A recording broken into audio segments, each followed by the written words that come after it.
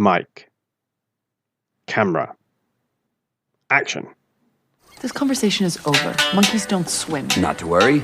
Monkey see, monkey do. How long have you been waiting to say that? Ever since I met you. Hey, what were we grown up conversationing about? No, you're ridiculous. You're just absolutely ridiculous. Ridiculous. Crossing the lake is a ridiculous idea. It's not your fault. There's no sense left in your head. I think I resent that. I may not know everything. Anything, but I do know Kubo is more capable than you think he is. You're being a tiny bit overprotective here. I'm being a lot overprotective here. It's my job to make sure Kubo is safe, and that is not safe. You are not safe. Kubo is just a child. And an incredibly gifted one. He just saved our lives. Yes, he's very powerful, but he still has much to learn. What?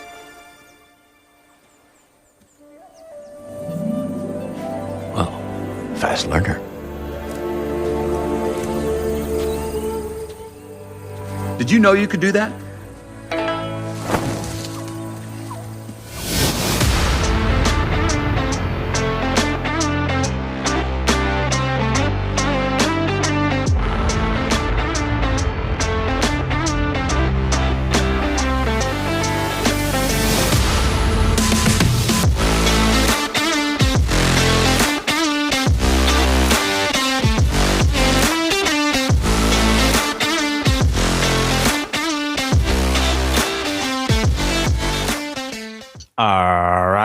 All right.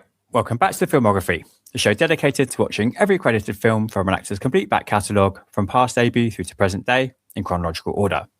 Each episode, I'm joined by an esteemed guest to watch and discuss the next entry from the focused filmography.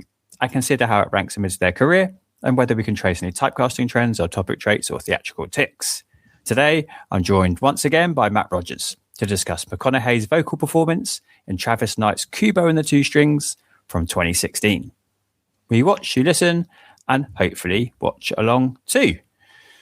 I really wanted to work in the phrase numerous indispensabilities into my intro, but I just couldn't quite get the phrasing right. But obviously, this is how I feel about you, Matt. As you know, you're a man with numerous indispensabilities.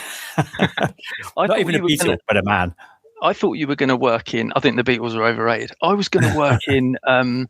I thought you were going to work in like close your eyes, shut your mouth, or whatever. Okay. This is a story that something like that.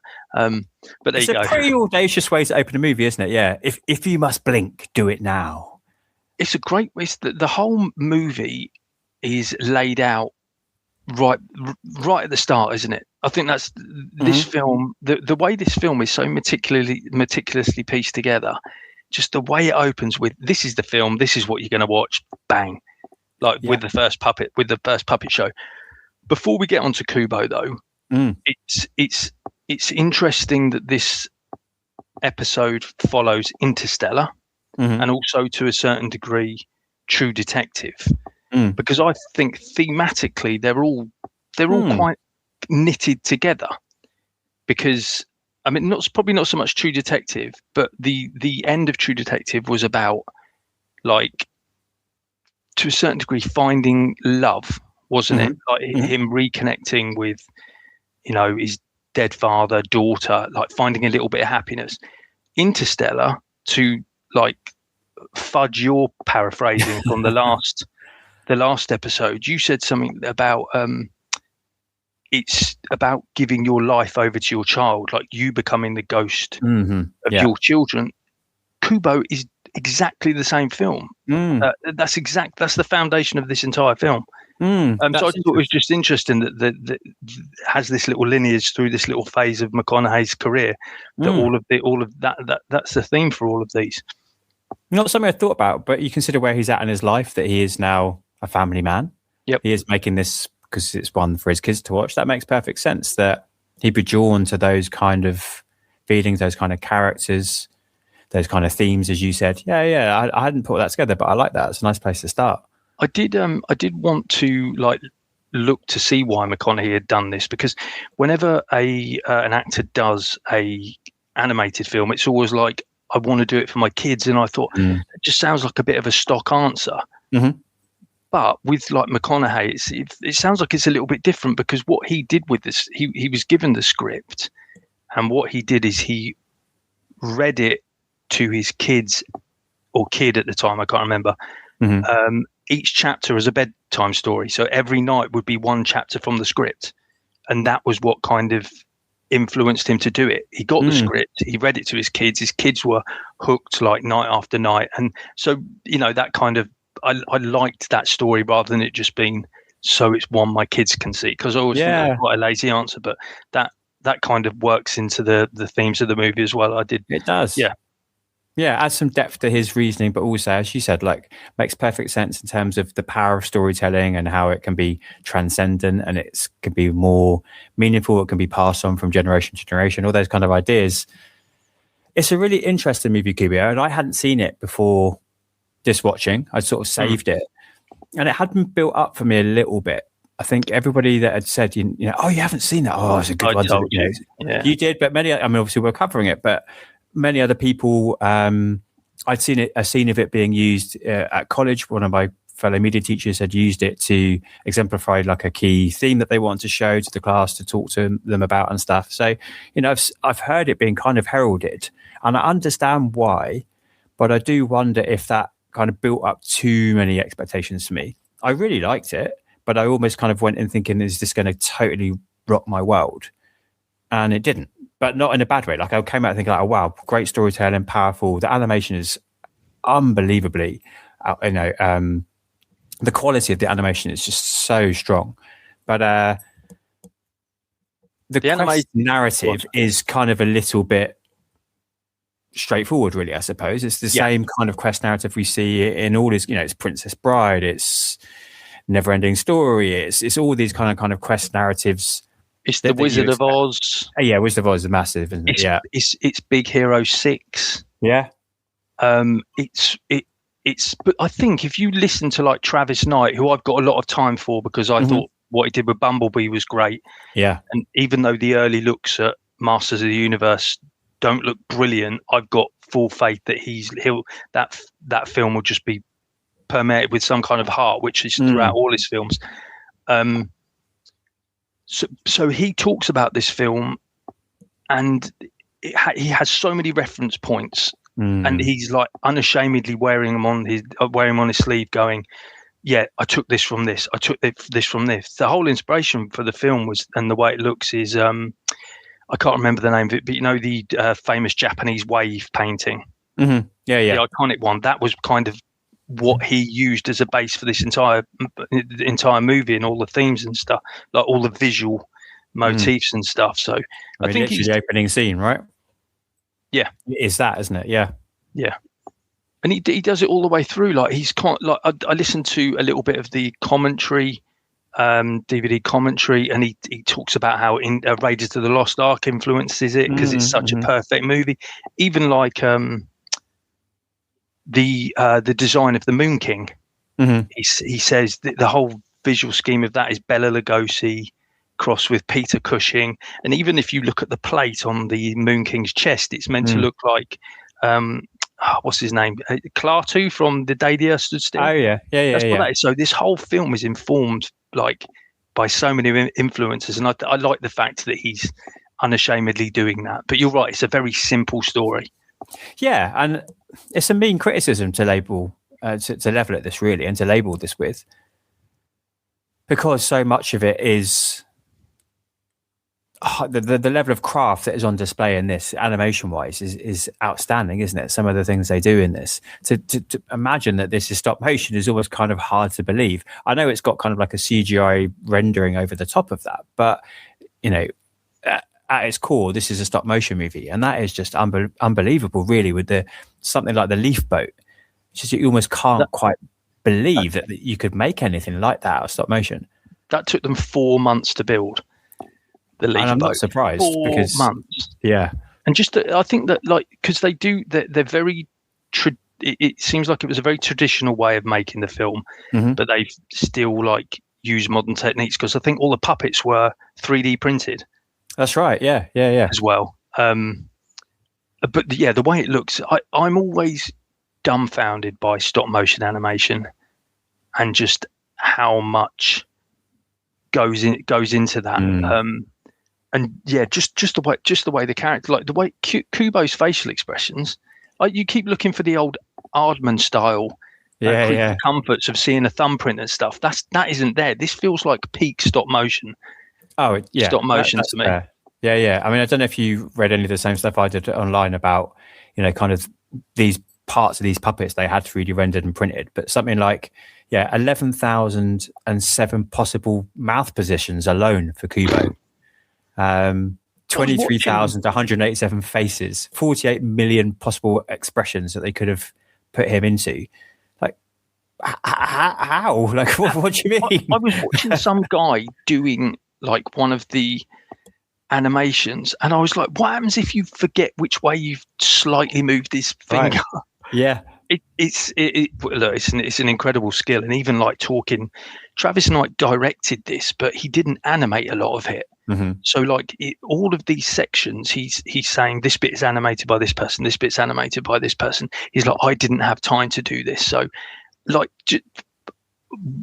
when like it says directed by Travis Knight, in my head he's the one doing it all. But just the amount of work that's gone into that, because even I know there's been, I don't know, did you read anything about like criticism leveled at it?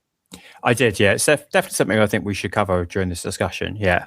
Okay, well we can wait till we get to that, but I think like that's kind of tempered by the fact that they like everything. There's like a story behind everything. So like all the fabrics they actually sourced from Japan, and all of the I don't know, they like all of the names and everything seems to have a meaning below the surface level. So I think the criticism that they got, it's justified, but they've still done enough on the other end of the scale to balance it out for me. No. I mean, let's talk about it whilst we're here. And it's an interesting one, isn't it? Because it was definitely something I thought we had to talk about. And again, we've discussed these things before, probably on podcasts and certainly outside of it. When you watch Friends now and you look back and you criticize some of the viewpoints in it, well, of course, because views are always changing. So, this is 2016. It is 10 years old now. That's not that long ago, really. But are we labeling the same kind of whitewashing criticisms at Kung Fu Panda and things like, because that's kind of silly and colorful and cartoony? Do we just say it's fine that Jack Black's playing a Kung Fu Panda? I don't know. Maybe that does come into the same criticism as well, because I haven't delved into it because I'm not covering that for a podcast. But I do find these quite hard sometimes to know where I fall on the line. I understand if you feel like your culture has been appropriated or has been whitewashed. That can't be a great feeling, says this middle-aged white person. Yeah, we've always got to contextualize it like that. It's a difficult one because that whole. Do you remember the? We need to talk about Apu, the Simpsons. Yes, yeah. I've never seen it, but I've never seen it either. And it with something like Kubo, if Kubo, I probably should have done the research, but when Kubo was released in Japan, I'm assuming they had Japanese voice actors to do it like that. And even with Studio Ghibli, like you have, that's true. Ghibli still do it to this day. Like The Boy and the Heron, you'll still have like Robert Pattinson voice of the heron, and I don't know. It's a very difficult line to walk in terms of what that means because of what we represent. But I just think enough was put into making this as like authentic, as reverential to the source material and what it means, like with all like the clothing and like even like the ceremonies they put on. Because if you listen to Travis Knight, he like talks about everything. He kind of he gives it weight, like the reason why they've done it. They're not just doing it for the sake of it looks cool or it's like cultural appropriatism or anything like that. So but it is a difficult balancing act. It's a difficult one. I probably need to look into that a little bit more. Yeah, and I don't think that. There is no answer, is there? Really, you could have 1,000 people joining into this conversation, and we'd have 1,000 different opinions. Also, this is a fantastical world we're living in here. It's not trying to realistically depict, kind of actual cultures. And as you said, but it's drawing upon that in order to tell its story. So again, I think the fantastical element, and nobody is there putting on an accent. Nobody is there doing anything that it can be deemed offensive. I think it's just that you have characters who could be deemed authentically from Japan or from that area of Asia that have white people's voices. And I guess also who's in it. We've got McConaughey, obviously, with his Texan drawl. Charlize Theron, who's South African. Yeah. Okay, white South African. But yep. The kid, I can't remember the kid's name, but he's white Irish, isn't he? Yeah, that's right. Yeah, he was in. I've never heard of him before. He does a great job. Yeah. What have I? Was he like? He was in like Game of Thrones. He was in something like that. Something big. Okay. Yeah, but maybe as a small role. I didn't know from the film. It was in researching a little bit. But you've also got Ralph Fiennes, and then you've got Fiennes, Rooney Mara. Yeah, George Takei. So you do have a couple of people representing, don't you? You have George Takei doing his "Oh my" famous phrase, which is kind of cool. And they are on hand in a lot of the behind-the-scenes stuff, just praising. I mean, whether that's just them putting them forward to say that this is okay, but they're like effusively praising how respectful and how reverential it is to the Japanese culture and how respectful it is. So. Yeah. I don't know. I just thought it's an interesting thing to talk about. It really is, and having going through and trying to find reviews on Letterboxd, all the negative ones tend to pick that as the thing that they want to focus on. Obviously, I'm looking for ones which are negative, and also mention McConaughey. But I had to read through a lot to find that. If I'm honest, I had to read through a lot of, this film looks great, but the whitewashing cast, and it was just rinse, repeat. Recycle that kind of same viewpoint all the way through. And I'm not saying they're wrong to feel that way, but it's the one thing which people seem to be picking on amongst a lot of, as you said, depth and thought and care and attention, and actually something that at its core has a good moral and a good message to send out. Yeah, definitely. I mean, the whole thing is about storytelling and kind of like telling things in your own way. It's kind of empowering you to like retell a story, retell a truth. I think that's kind of there's a bit of a dangerous message in this as well as a very good one. It might be skipping forward a bit, but it's just the ending essentially. Yeah, the ending. So the Moon King. Yeah, and so we have really jumped forward to the end, but the end is such an optimistic message of finding the good in humanity. But it basically ends with all the villagers retelling the story of the villain. So basically the villain who has been attacked, trying to not kill Kubo, but remove his second eye for the whole movie. He gets defeated, he loses his memory, and then all of the villagers come together in this really heartwarming act of optimism to tell him that he was a great man, to basically retell his story, to find the good. It's a lovely message. It really is. It's something that, I was going to say it's something that we could do within this world now, but like, it's also kind of fake news a little bit. Sure, yeah. Isn't it? It's kind of like, hang on, this guy, he nicked your fucking eye. Yeah. All right, and now you're killed your mum and dad. Exactly, killed your mum and dad. Yeah, nicked your eye. He's caused you nothing but grief. Yeah. But Kubo's clearly a better guy than me as a 12-year-old and a stop motion puppet, because he's seen there's a good ending to this story. Yeah, and I guess that's the point, because throughout the whole thing, he's like, he doesn't know how to end a story. He doesn't know how to finish a story, and this is how he does it. And initially, he wants to do it through violence to kill him, and then he sees a better way. So yeah, it's optimistic, but I think that's also kind of, bad people are bad for a reason sometimes. Yeah, it's interesting, isn't it? It's the kind of Darth Vader at the end of Return of the Jedi gets to come back as a Force ghost. Sorry, how many people did he kill? Because he saves Luke. It's fine. Yeah, I know. And maybe that's part of the issue that I have with it. At the end, I was like, oh, okay, that's really interesting. And I liked it. I like the kind of pacifist style ending. To talk more about Star Wars, kind of like The Last Jedi, when Luke kind of defeats the enemy by letting them defeat themselves. I mean, that's cool. The Last Jedi has some problems, and where that saga went has more problems than we can cover right now. But that noble act is so in keeping with kind of what you think the ethos of the Jedi should be. That was kind of perfect writing. So I like that kind of sense here of the greater good and winning through being a pacifist and by doing the right thing. That is a nice message. But yeah, just blindly forgiving, I'm not sure I have that. I definitely don't have that in me either. And I hear you, that sense of like, it's a little bit dangerous. Yeah. That is absolutely true. Because who's not to think that in Kubo and the Two Strings 2, old Moon King's going to go, hang on a minute. Yeah. Gets his memory back. That's a real bastard. Yeah. And I'll just...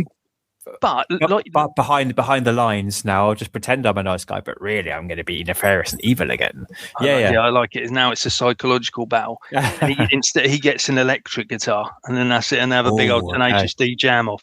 Yeah. But we started this by saying it's a relatively simple story, and to a certain degree predictable. But that bit at the end, I even remember the first time I saw it, I didn't see that coming. So that's true. That is a lovely twist. It goes against the norm of the hero, like apart from like you Return the Last Jedi. That idea in any other film, the young warrior boy is going to slay the beast, and that's the end. He killed the bad guy. So I do like that they choose that as a way of winning the day. It is nice. It's just us cynical old men deciding that. Hang on a minute. That's it's true. Nice. It's a good message for kids as well, because ultimately, I remember in the last podcast, I think, is it Mike? Is it Mike that you were talking to? Mike, yeah. Mike said he was talking about Kubo, and I know he's quite effusive about it. And I was like, "Shut up! Don't spoil the next episode." He said, I'm paraphrasing again, but I think he said this is like a kids' film, not for kids. I wholeheartedly disagree. I think this is like the film film should be watching. Kids should be watching films like this and stuff like Bridge to Terabithia. Have you seen Bridge to Terabithia? Yeah. It's a heartbreaker. So that the best films deal with grief, and grief is just all throughout this film. Because I'd forgotten how hard some of the things hit me, even like him caring for his mum. And like we talked like telling somebody their story. Like when his mum has forgotten stuff and he's woken her up in the night, well, she's woken up in the night and having food, and he's kind of filling in the blanks of her story. Like once again, the power of storytelling, that's where it's a positive. I think that moment's lovely because that just kind of, it made me think of like people with dementia and Alzheimer's and just retelling them what kind of person they were, like the positivity that you can have in like telling those people that thing. I did love those moments, but yeah, I think this is a brilliant kids film. What did you watch it with your kids? We started watching it with both of them, and then before the end, they both left. Was that because they were scared, or? I think actually, eldest was just not in the right frame of mind. Youngest, I think, did get scared. So we're talking 13 and 7 here. So I think after the first appearance of the sister of the first sister.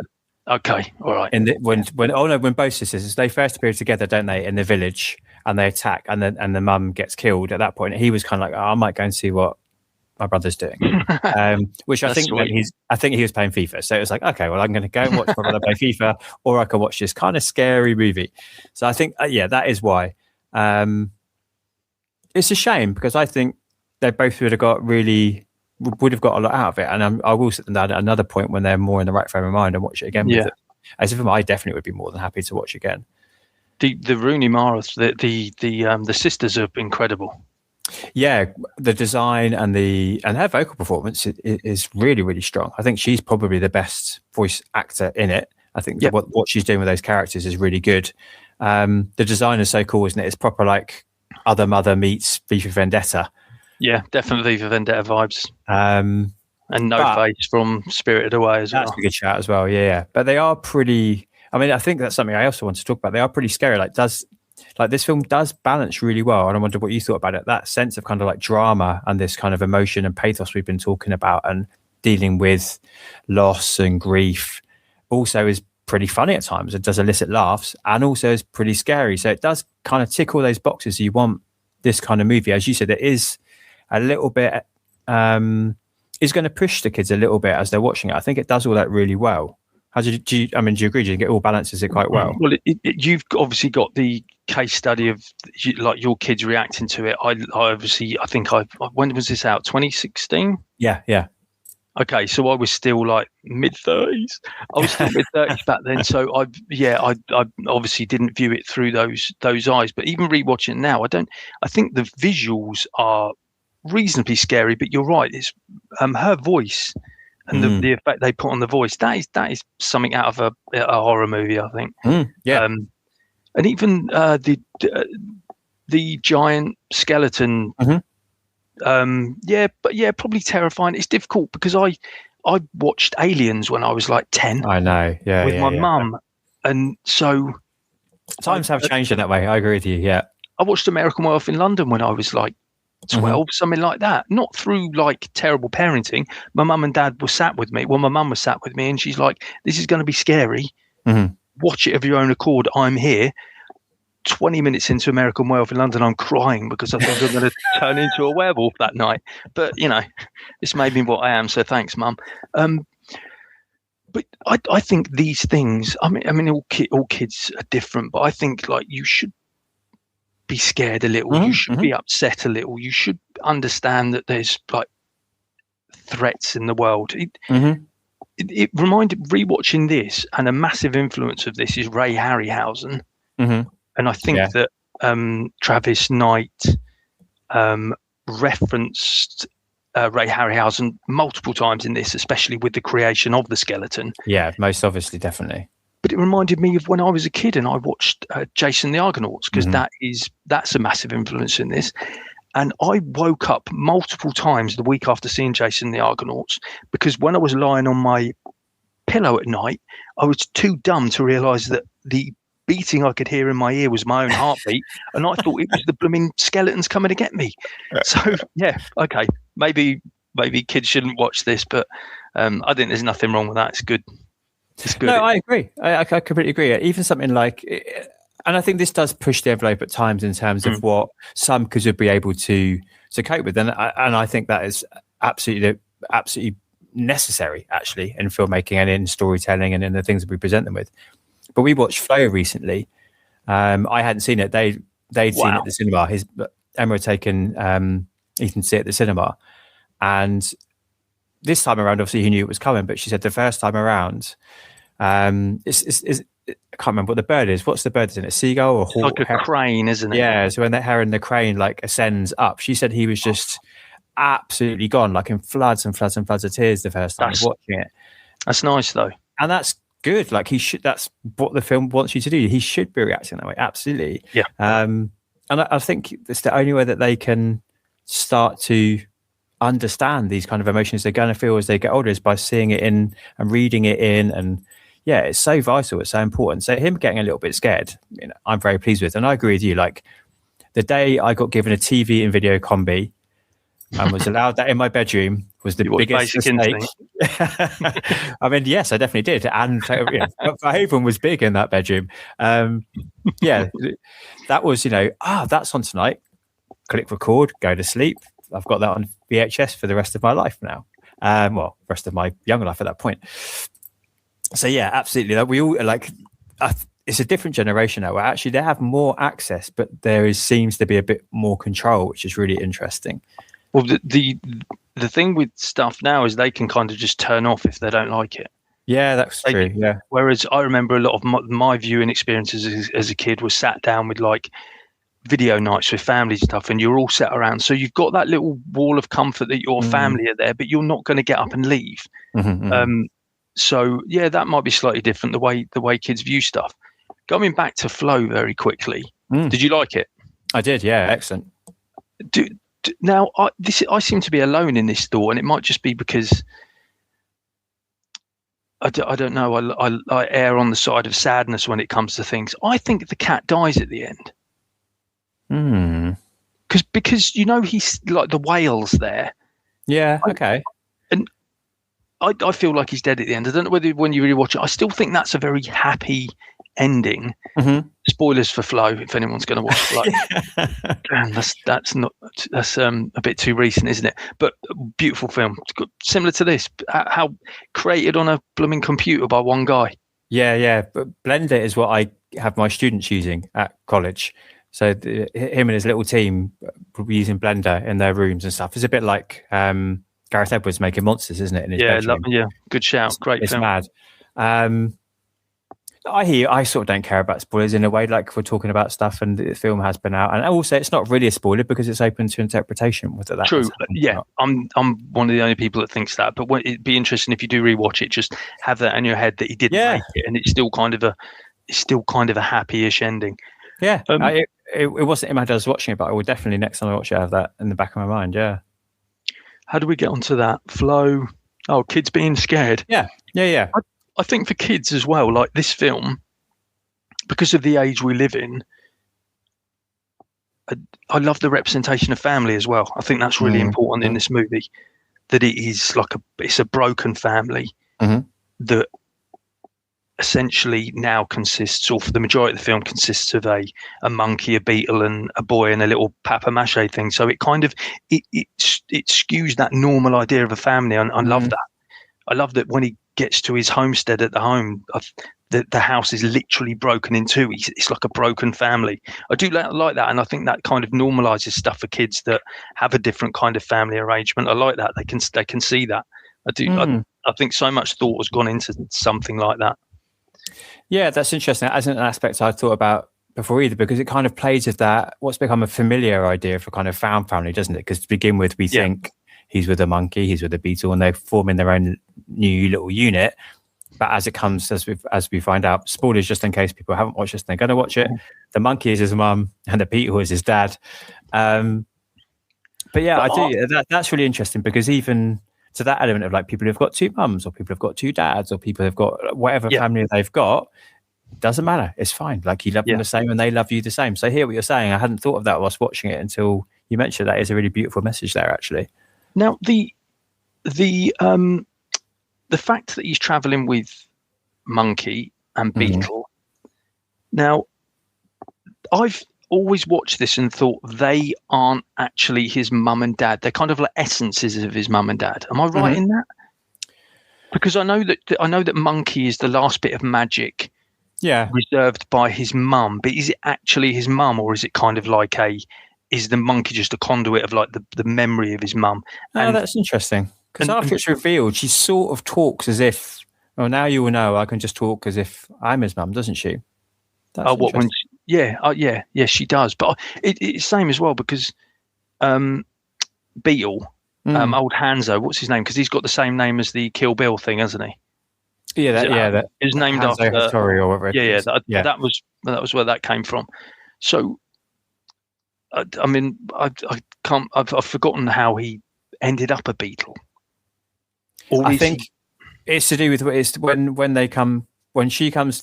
The whole backstory, isn't it? Is that they're initially what I've seen that as well. Kubo's mum is sent to kill Hanzo because he's amassing this armor, which is the one thing which can defeat the Moon King. Yep. They fall in love, so the two sisters come latterly to kind of chase them down and get them, right? So I think one of the sisters says something about, instead of killing him, we cursed him to have his memory and become a beetle. So he's kind of, I think if I remember right, that's what they say. The beetle was, I think I read the beetle was chosen because, once again, like the beetle, the rhinoceros beetle in Japan, I can't remember the exact reason, but that's another thing where it kind of represents something that's integral to the character. And also in some cultures, the beetle is like viewed as a transformative creature, which I think, what's his name? Travis Knight said was important to the whole thing anyway, because everyone's going like through a transformation, whether it's like from mum to monkey, beetle to Yeah, that's interesting. I think McConaughey something like Kafka and the metamorphosis and that character waking up as a cockroach, doesn't he? He's a giant cockroach, I think it is. So that tracks with all that as well, doesn't it? So, okay, we haven't really talked about McConaughey yet. No, I was going to say, as we're talking about Beetle and we're talking about that character, this is the perfect opportunity, isn't it? What do you reckon? Is it good voice casting? Is he good in the role? Like, I think he's terrific because he is the for the majority of the film, he's the comedy relief. Yeah, he's a classic kind of doofus sidekick. But he fumbles his way through situations, doesn't he? Go on. Is it the first time he's played this kind of character? Is it the first time he's been a bit of a dum-dum? Because I know, what a good question. Because I know in when they were like trying to Indiana Jonesify him, he was like square-jawed. Definitely, yeah. And even what was the other one we did with Fool's Gold? He was a little bit of a prat in that, but he wasn't as silly as he is in this. So I just wonder whether it was the first time he done. I think he nails it. I think he's very good at it. In true McConaughey style, though, I did hear a lovely anecdote that he couldn't get the voice, because you know how he takes things really seriously. He's like, I'm not getting the voice. So Travis Knight said he disappeared out of the booth, and they were like, we don't know where he is. We can't find him. And somebody found him doing push-ups underneath the desk, like 100 push-ups, so that when he came back in, he sounded all broken and exhausted, and that's how he got the voice for Beetle. So I thought that was pretty cool. Yeah, that is cool. I mean, I'm not sure how different he really sounds to how he normally sounds, if I'm perfectly honest. But as long as he thinks so. Maybe the only thing close to this would be something like Surfer Dude. But I mean, nobody needs to watch that by way of comparison. But that's probably the only film where he plays this kind of end of the intelligence scale. Yeah, it's a good shout. He hasn't really done it before. But he gets the majority of the laughs, and probably all of the laughs really in this, doesn't he? He gets the kind of one-liners. I think Monkey gets a few though, like the visual tics, like she does the point into the meet the Fockers thing, like that's watching you thing. So, but that's a little more subtle. Mm-hmm. But he's broad, isn't he? He's the kind of genie. He's the, I don't know what other characters compare him to, but he's that character, isn't he? That you know that you're there to laugh at. Who else is a comparable character in kind of animations that you think you could go for? What for him? For that character? Yeah, who's that kind of character in other animations? You think? He's Donkey in Shrek, right? He's that kind of character. But I think Donkey's got a little bit more about him. The thing is, I put it down. I excuse it with the whole memory loss thing. That's why he's maybe a little bit of a klutz. Oh, definitely, yeah. But I also like the fact that I think, when we first meet him, he's in like his little cave. They kind of design that as like a Beatles version of a man cave. So they're kind of playing into the whole that he's this, not jock, but kind of like this. It seems like a bit of a Will Ferrell character. Yeah, that's a good shout. Yeah. That kind of thing, like a Step Brothers kind of thing. But I do think he's very, very good. And then even when he gets the, because occasionally, once he's done his jokes, he'll then have a little profound line. Mm-hmm.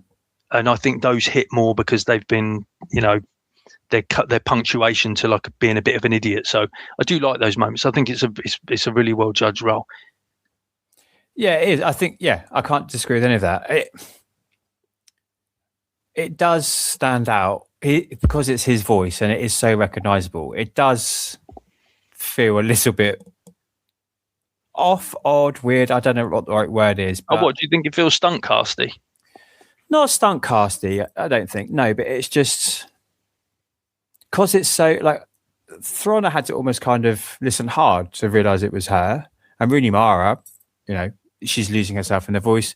Rafe, I suppose, is kind of Voldemorting it up a bit, isn't he? Yeah, I didn't realise it was him. But because it's McConaughey, it just sounds like McConaughey. So I've got no problem with that, obviously. I think spent months and years of my life watching everything that he's in. But I don't know. I think in contrast with, because I think Mara is like, her voice performance is excellent. I do think the heart of the movie is in Monkey though, and Charlize Theron's performance. I do think she's got more she probably has more to work with than McConaughey's given, I think. Yeah, that's definitely true. And I think, go on. No, please. You.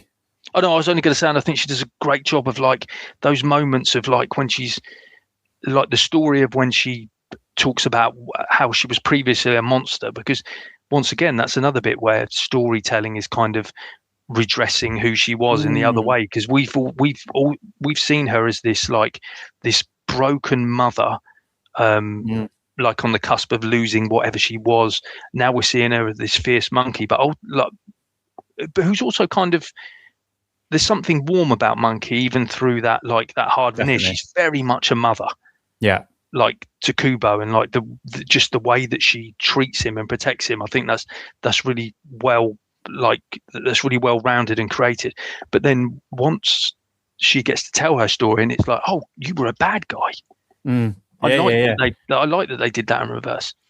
Yeah, and I like the fact that like all of these, it's a bit like a Marvel superhero thing where like what's the name of Thanos' daughter? Not is it Nebulous?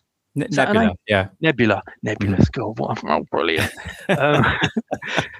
So it's a bit like that, where you've got these bad guys of rogue galleries, and I love it when you get someone that will step out of that. I do like that. I found that very comic book tropey, but I did like that she was this former baddie and now she's good, and I did like that. It's very fairy tale, isn't it? It's very much from that kind of realm of storytelling where, you know, love conquers all, or it changes your core being, and when you meet the right one and all those kind of ideas, it totally works for what it's trying to do. No, sorry to interrupt you. The only thing was, maybe that is why things like Robin Williams as Genie and Eddie Murphy as Shrek like jump out to me, because maybe I hadn't thought of it in that way until you said those words, stunt casting. Maybe it is a little bit like, you know, he's on a serious high at the moment at this point in his career. So let's get McConaughey, because everyone knows his voice, everyone loves him. He's also like a serious actor as well. So everyone is going to like hearing his voice in this role and seeing him being in the kind of doofus character. Perhaps it is a little bit stunt casty. And there's nothing wrong with that at the end of the day, to be perfectly honest, because everyone does it, don't they? Everyone's doing it. And those roles that we often remember people for, the ones that jump to my immediate mind, are ones that everybody loves. Travis Knight said that he chased McConaughey because of, to a certain degree, because of the recognizability of his voice. I think he said they wanted some square-jawed representation of, I think he said the word machismo or something, but who's also got like a roguish charm, and that's like, that is McConaughey all over, isn't it? Absolutely, yeah, isn't it? That's exactly what he's built his career on. But yeah, maybe you're right. I've not really looked at it like that. But when you compare him to what everyone else is doing, he is essentially just being himself, isn't he? I think so, and you know, doing a good job of it. As we say, getting the laughs, whilst also able to bring those moments, like when there's a kind of little message, or when there's, I think of the moment just after the Leaf boat has been built, and him and Monkey having a row, aren't they, at that point? Yeah. And he's always the first one to say, oh, you know, you're underestimating Kubo, or actually give him more of a chance, or let him grow. And so when he kind of delivers these kind of moments, he's very good at doing that too, isn't he? Very good. Like the scenes, I think there's 2 or 3 scenes where they all sit around having a meal, or 2 of them, or 3 of them. So those bits, like the family dinner bits, are, I think he's really good in that thing, because he's, like you said, he's kind of asked to do something rather than wisecrack. Yeah. Drawing it back to the Interstellar comparisons as well. Like, go on. This is all about love, isn't it?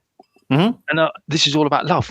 Like, because even at the end, when he restrings his, I can't remember the name of that. I'm going to say his little guitar thing, but I think it's got a name. Yeah. Like I did write it down. Hang on. Sarisium or so, I don't know. It is something like that, yeah. But even then, he goes Shamazan.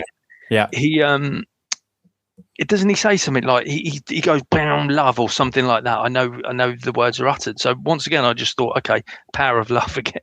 Yeah, because he's got the hair from his mum. He's got, what's he got from the beetle? Something.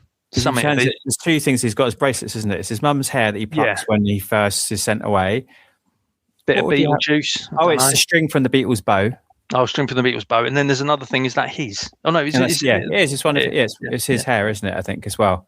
So he puts all of those, and he turns his 2-string shamisen to a 3-string shamisen, giving him the ultimate power.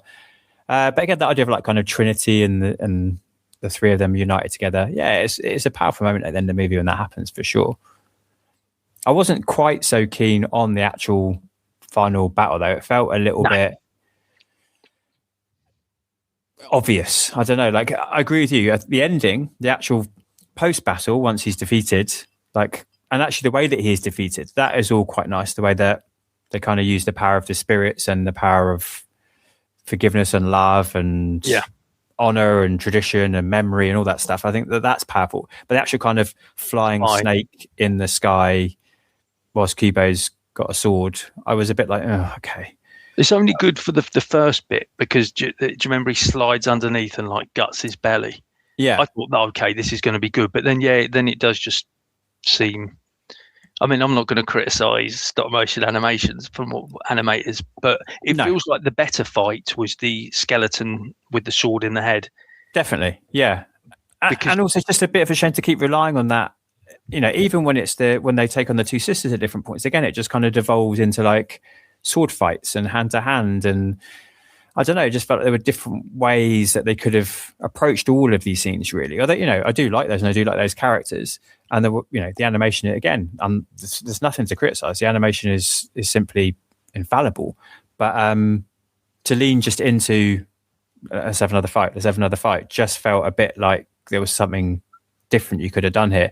But then I guess when you look at things that have tried that, when you have people standing opposite each other doing things with magic powers, it kind of looks like people are just standing in a pose doing magic powers, and that's not that visually exciting either. So again, I don't have the answers, but I just felt like in a movie this creative that does take swings and land them mostly, it's a shame that it was like, here's a big flying snake. Kind of looked like the Leviathan from the Avengers, like a ghost Leviathan, like the big flying thing from the end of the first Avengers movie. I just felt like that could have been a bit more exciting. I think I wanted something different at the end. I think the only beast, the because of what preceded it, like the skeleton was great. I did like the underwater eye things that that reminded me a little bit of Harry Potter and the Edward Goblet from Twilight. What's that one? Yeah, Goblet of Fire. Yeah, because that's a similar thing. The sirens underneath. But it's kind of because he kept referencing Harryhausen. It is very much like monster scene, and in all those old films like Jason the Argonauts and Clash of the Titans, it worked really well, and then it builds to like fighting the giant Titan. But I guess that wasn't the point for this. I think at the end, isn't it? It's kind of. I guess it kind of fits in with the way the movie resolves itself. But you're right; it would have been nice to have something a little bit more spectacular. And also, like you talked about Ralph Fiennes, I think the Moon King isn't the best villain. I don't think. No, as you do, that's a great description. I hadn't read that idea of like, what was it? Bela Lugosi with mixed with Peter Cushing. That's fantastic. That is absolutely 100% what it is. But it's just like a wibbly wobbly, sort of transparent old guy. And his what is his Thanos manifesto? So basically, he's just pissed off that Monkey and McConaughey turned their back on him. Yeah, I think so. Yeah, okay. And that if he takes Kubo's eye, then he'll become a star. I think essentially, isn't it? He wants him to then, because these guys are all kind of stars or celestial beings or something. Like Kubo will see in a different way. He says, doesn't he? So he'll then come and join him, almost, I guess, be his protege now that he's lost his original one. Yeah. Again, that's just like, who cares? There isn't enough behind it, I guess. And even somebody like Voldemort, which is, I want to take over the wizarding world. Like, I kind of get it. Like, it's not inventive, but it makes sense. A bit more of a reason behind. Yeah, that would have helped. Him being Kubo's nemesis. Yeah, it definitely would have helped, and it would have made his gesture at the end even more of a Luke and Anakin moment, I guess, rather than feeling beautiful but slightly odd. What I did like about it, and I liked the fact, like, the intricacies in this film are amazing, not just with the animation, but I think they set out to make it a world, and Travis Knight said this, he wanted it to be a dead is dead world, which is that quite, that reminds me of Lost anyway, somebody saying dead is dead. Whatever's happens Yeah, but they made a point of, like, obviously he's lost his eye anyway, but they made a point of early on, like, Kubo burns his hand or when he's cooking on the stove, so he wanted this to be a world in which pain would be inflicted. I like that. It gives the threat a real danger, which like it gives a threat real weight, which obviously makes it more scary. So I thought that was really good. Those small things are incredible, and I missed it the first time, and it was just when I watched it again and then watched the commentary, and I was like, oh bloody hell, that tiny moment where he burns his finger, and that you've simply done that just to prove that this is a world where people get hurt. And I know he's lost his bloody eye, but yeah. Yeah, but we don't. That's not something that that happens off screen, doesn't it? We haven't seen that. So yeah. No, that is interesting, and I guess because it's the hero's journey, you know that Kubo will be okay in the end. But as you said, there's definite loss along the way, and that is permanent. Like, even before we know the mother's transferred to the monkey, we truly believe that she has died. And then when we lose Beetle, kind of in a offhand way, it's not much of a heroic end for him, really, which is a bit of a shame. The monkey gets her kind of heroic end, but when we lose both of those, as you said, it is a permanent thing, but also helps to make sense of the earlier scene, doesn't it, when he's going to light the lantern and he wants to speak to his dad, and he wants to, as part of the kind of tradition they have, which is like if the lantern lights up, it's because the spirit of a loved one is coming back to visit them, and they can send them off. Like, the lantern won't light for Kubo at that point, which makes perfect sense because, of course, his dad isn't actually dead at that point. So little moments like that, as you said, there are intricacies and there is thought behind everything that's going on in this film, not just animation-wise, like storytelling and narrative and continuity in terms of what's happening in the movie. It all makes sense when you look back at it. Even the final shot, which is, I think, is of Mum, Dad, and Kubo in the middle. Yeah, she brushes aside his hair, his Gabrielle style haircut, to reveal his eye patch, and like, A, it's a lovely motherly gesture, but B, it's also kind of like, no, this is who you are, that is you, like, own that. I like that. That's kind of part of his journey as well, like visually, because the whole thing, he's got it down over his patch, and then for just her to brush it aside and go, no, that is who you are. I love little moments like that as well. It's also empowering to any kid that might be born with, a difference. So all the messages in this film are real great. The more you pick at it, the more heart you can find in it. I agree. And it ties back personally because she does that earlier as Monkey, doesn't she? And he pushes it back to cover his eye patch up. Exactly. Like, she uses spit and slicks his hair, doesn't she? So these moments all like tie in. Yeah, I think ultimately, this is a really successful movie. I just think there are little, when we're nitpicking a little bit. It's just a little bit shy of being quite where I thought it was going to be, and maybe that's my own expectations being too high. Maybe that's I've waited too long to watch it.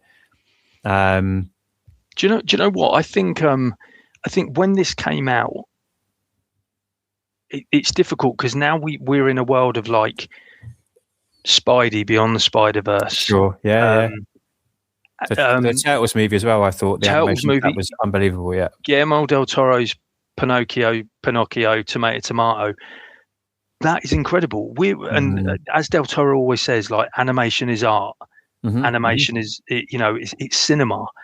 We live in a world where like animation is like top tier now. Even look at like K-pop Demon Hunters, what that's done. Like, I just don't think it was like back when Kubo was out. It was like Pixar, wasn't it? Yeah, absolutely. I don't know whether Disney was in another slump back then, or maybe Frozen was about to come out. I can't remember the timeline, but like something like this would have wowed you more than it would do now, I think. Yes, that's true.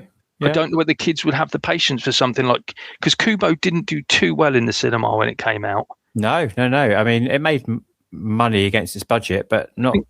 Its budget of what? And his budget was 60. Yeah. And I remember everyone being like, come on, guys, go and see this movie. Get out and see this movie. I think now it would have made half that. It's interesting to think about like why. And I was looking at Leica. I'm not how you say it. I say Leica, but I think people say Leica as well. And you look back at their kind of movies they had up in the build up to this, and then you look at other things that came out around the time. Like Coco came out the year after this. Speaking of Pixar, and a similar. Not very similar story, but the playing with that idea of kind of death and family and legacy and storytelling. And, exactly, yeah. We know that did big bucks, but the classic kind of Pixar musical is always successful, isn't it? It's just never gone away. But even if you look at the track record, what is this? Is the fourth movie from Leica, and you look at the money it made, like Coraline, $186 million. Paranorman, which I've never seen, $107 million. Box Trolls, $108 million. So this was on a downward trend for them. It was their least successful by quite a margin, and also their most expensive. But I think it came out against a couple of biggies. I think it was wrapped around a couple of blockbusters. Right. I think that did a bit of damage. Yeah.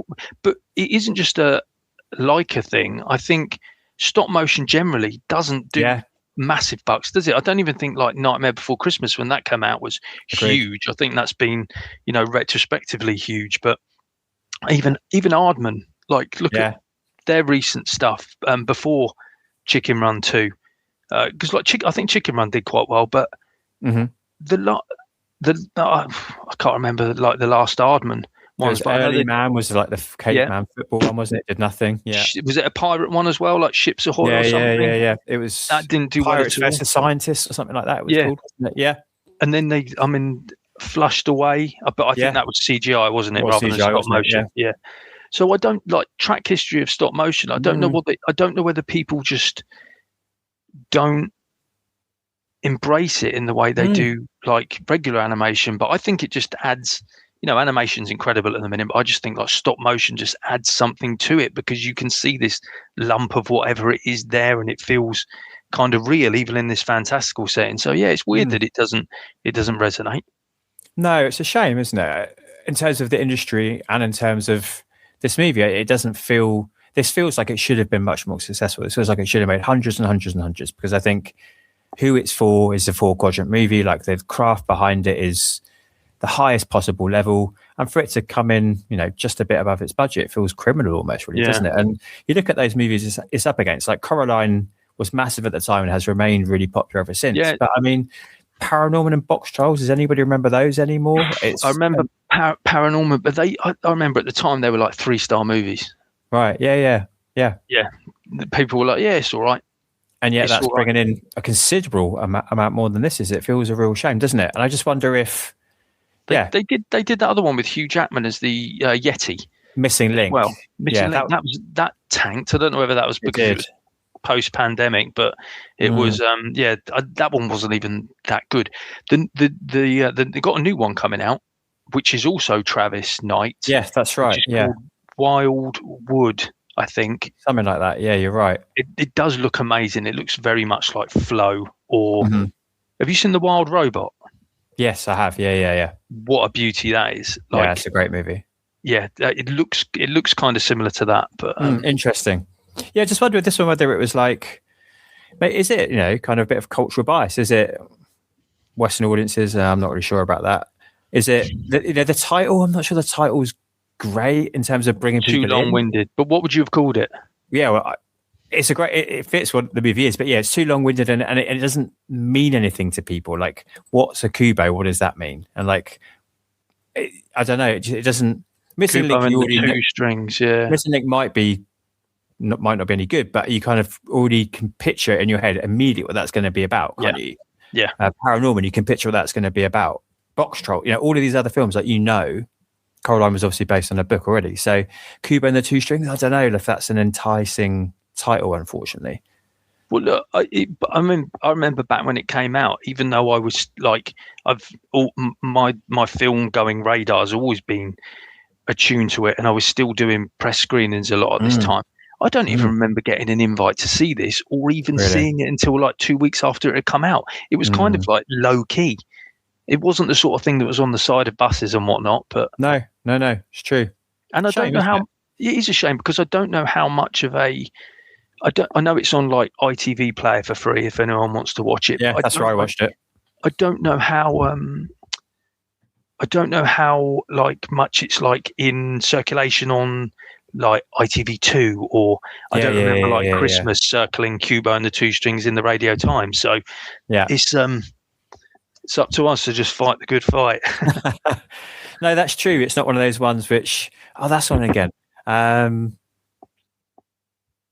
maybe that's because it's hard to define. Although we've said it's for everybody, maybe it is hard to define for considering its lack of success who this is for. Like, who is interested in watching it? Because is it pitched to adult? No, it's not. We know it's not. But I could see other people. I could see streamers. I could see those that have access to it thinking that.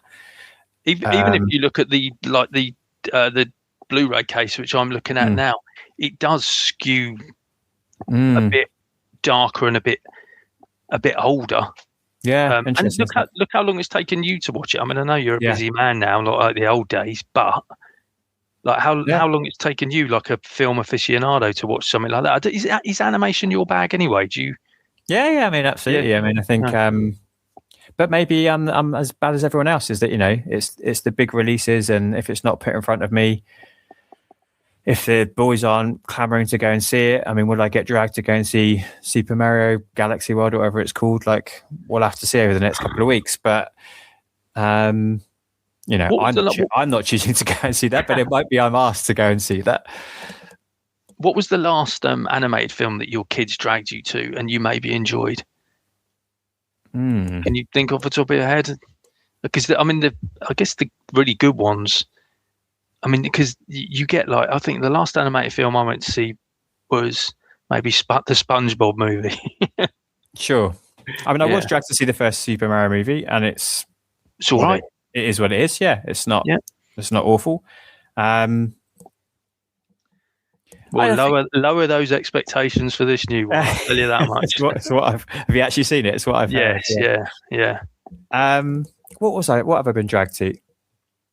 I don't think I've been dragged to anything really. I think, often it's us choosing to go and see it. I think I have also got lazy with it though, because so many of these are produced by studios where it's going to be out on their services not long afterwards. So do I want to drag a 7-year-old, 6-year-old, 5-year-old, depending how far back we're going, to the cinema, knowing the enjoyment might be affected, or they might get antsy, or they might get bored pretty quickly when we can just stop it when we're back home and we can finish it when they've gone to bed later in the night. I don't know, but we still do go and see the big ones like Zootopia 2 and Elio, and like the ones which really look like they're going to capture us. We do go and see, like Flo. I said he went to see that. See, even something like Hoppers, which just came out, which was all right.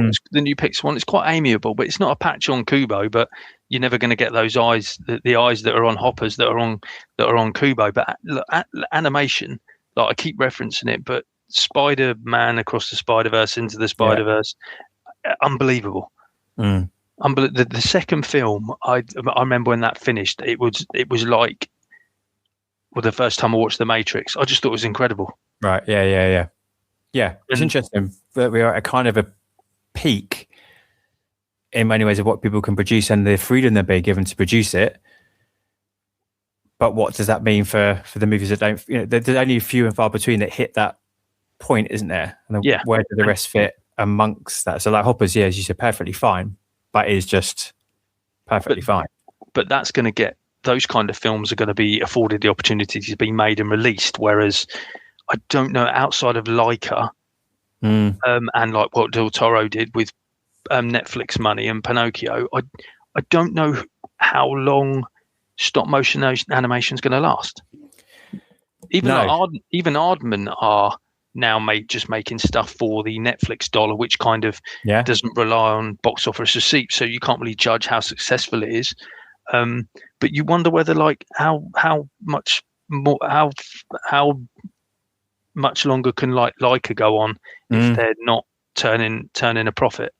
Well, I didn't know this until I did my research, and I've got a funny review to read later. But considering where the money originally came from, they've probably got pretty decent backing. I don't know if you read about Travis Knight and his. I'll save that then. But I know it's come across. I'm sure to everybody that you're a fan of Travis Knight, and I don't want to ruin anything for you. He's got financial clout in his support that's behind him. Oh, I hope it's not from nefarious means. I mean, who knows nowadays, right? Oh, yeah, okay. I don't delete think the episode. Yeah, he's never going to be hard up for money. Let's put it that way. Hey, look, look at all the latest studio takeovers. Mm-hmm. All the money's going to be coming from nefarious means pretty soon. So yeah, it always has done. Let's be honest. Yeah, of course it has. Yeah, nobody gets that rich by being the nice guy, do they? No, that's why we're where we are. Yeah, absolutely. That's why this is a free podcast that is costs nothing to make and goes out to 10 people. That's right. We need to get Travis Knight to sponsor it. Absolutely, great. Yeah. Oh, just need McConaughey to pay attention and offer to come on. Get in touch with him. He probably would. I think he's got better things to do. Oh, is he? Sadly. You should go and next time there's a red carpet, just go and do a doorstep interview with him as he's walking down the red carpet. Oh, yeah, at least get him to say, well, it'll probably be too late because all the podcasts will have finished by now, but whoever you're next going to do, just try and doorstep them to say, oh, can you quickly say... Yeah, just do that. Do an intro for the podcast, absolutely, yeah. Right. Yeah, going to say anything else on Kubo? Kubo. No, I liked the song at the end. There you go. Oh yeah, it's a cover, isn't it? It's Regina Spektor, who I really like as an artist. Yeah, I like her a lot, and they're doing George Harrison While My Guitar Gently Weeps. Like I said at the start, I'm not a Beatles fan, but that version of it, played it 2 or 3 times, lovely. Yeah, it works really well, and I'm trying to think of the kind of the music throughout it. Really, yeah, for a film that's about music, it doesn't really stand out to me. The only riffs I can remember are like the ding ding ding ding ding ding ding when something's going to happen when he starts playing that instrument. But yeah, like I don't remember any like recurring like emotion themes or anything like that. Which is probably it's not. Well, before this started, we were talking about Project Hail Mary and some of the Project Hail Mary. It's not the score by Daniel Pemberton is brilliant, and it's not doing heavy lifting, but it complements what's going on so much. But I came out of that film humming the riffs for that and Harry Styles. But with this, I don't remember it. It's not a knock on it, and I don't think it was bad. I just don't remember there being any like soaring crescendos or any bits that helped me cry in certain bits. So that is a little bit weird. It's interesting because you often hear people talk about the idea of like, should it be memorable or should it fit so perfectly that actually we're in the place where we're at now? So maybe it's an example of that argument where the music was the score was there totally to support what was going on in the story and the visuals. So therefore it's all wrapped up together rather than being something that we're aware of. I'm not sure where I fall on that line, because obviously so many of the things which matter to us are elevated, are improved by the scores that underpin them, from the obvious Williams stuff to the Giacchino stuff to, as you just said, the Pemberton stuff in Project Hail Mary. I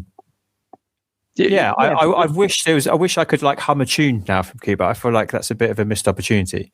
Yeah, but you've taken the in keeping with the film, the optimistic way of thinking that it's all working in perfect harmony. Because you're right, sometimes a film will lazily rely on the music to elevate a sequence. Because have you seen Hamnet? No, I haven't. Emma has. I have not. Good. So mention this to Emma because you haven't seen it, but I do like the film, and I think Jessie Buckley is really incredible. But the last 20 minutes are so emotional. But Max Richter does the score, but he uses on the nature of daylight again at the end. Again, okay. And I'm like, I was crying, but I was like, am I crying because that piece of music means so much to me because Arrival has a place in my heart? Or am I crying because of what I'm watching on screen? And ultimately, it was because of the music. So, yeah, you're right. It could work in both ways. Yeah. Yeah. We've solved nothing there, but it was interesting. No, we haven't. This is where we're finishing.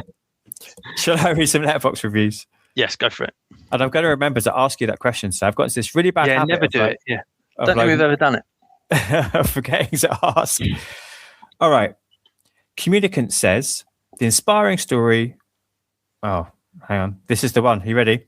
The inspiring story of how one boy overcame having his Nike founding father buy him an animation studio so that he might someday make boring as hell movies. So Travis Knight's dad is the founder of Nike. Look, he could do worse things with his money. He could, yeah. Because there's people in the higher echelons of this world who have been handed their money and they are essentially ruining the world. So if Travis Knight is using his fortune to create pieces of work like Kubo, then I'm more power to him. I'm happy for him. Good. All right. But I don't agree with what that guy said. No, of course. Yeah. Boring as hell movie. Absolutely not. No. I'll read the other bad one so we can end on the good one. Yeah, go for it. Oh, good one. Brilliant. No, there's plenty of good ones, but the good one that I'm going to focus on. Cool. Flo says, I guess I'm just not a Laker man and should stick with Ghibli, Pixar and Disney.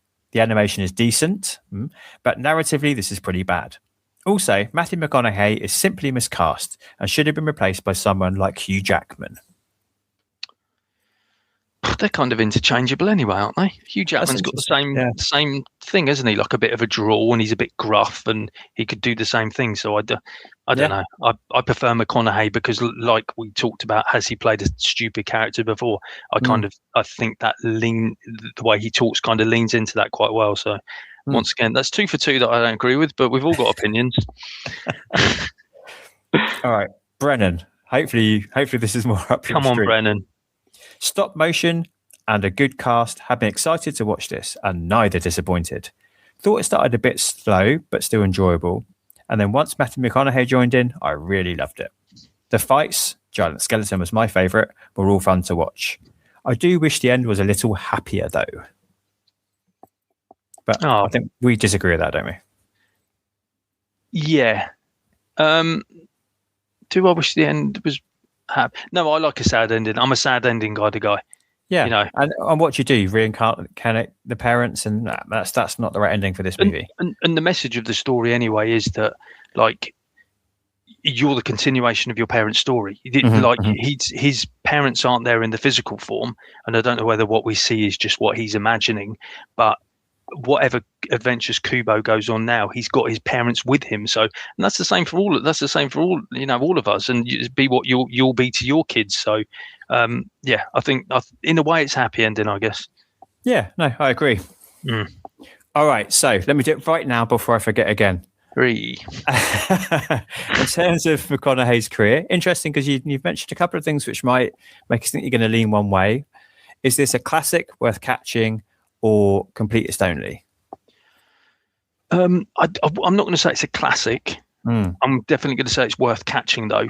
I mean, like, I'd rate things out of 5 stars, so I'd give this like a very, very high 4. But definitely worth catching. Honestly, definitely worth catching. Not enough people are aware of this movie, and like we said, it's free on ITV Player. So get on there and stick it on. It's 90 minutes that will make your heart swell a little bit, and that's a good thing. Yeah, couldn't agree more. I think that's exactly how I feel about the movie as well. Cool.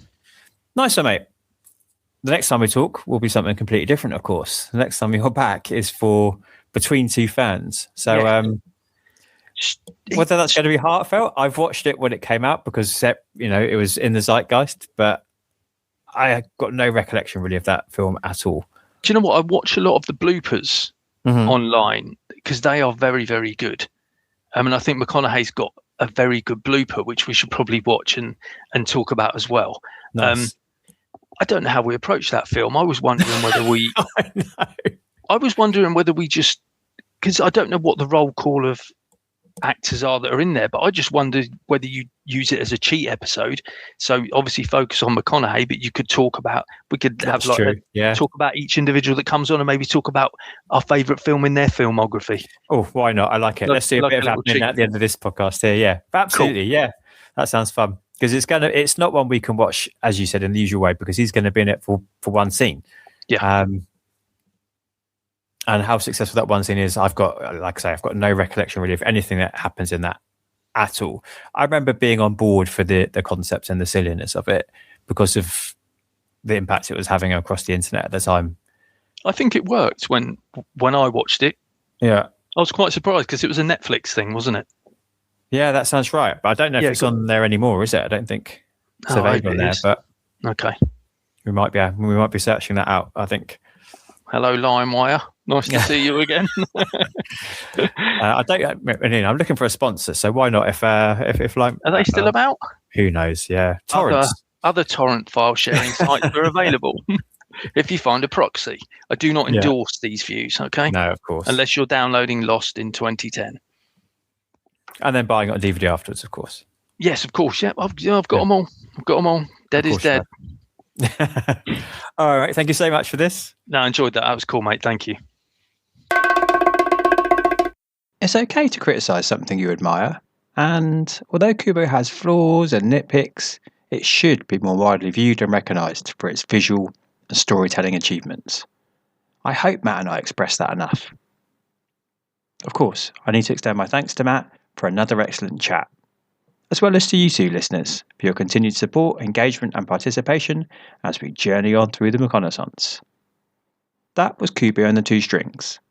Next up in a fortnight, I'm going to be joined by Blake Byles to discuss another Eminem vocal performance as Buster Moon and Garth Jennings and Christopher Laudet sing for those that are watching along. Until next time, be excellent to each other and make sure you take the time to treat yourself too. I am Jack signing off. Yippee-ki-yay, movie lovers!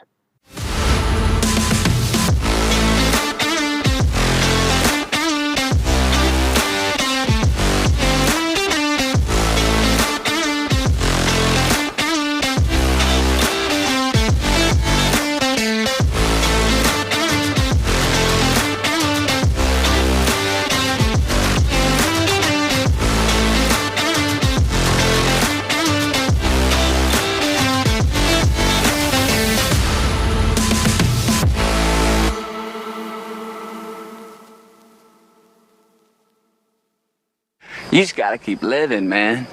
Livin. Cut.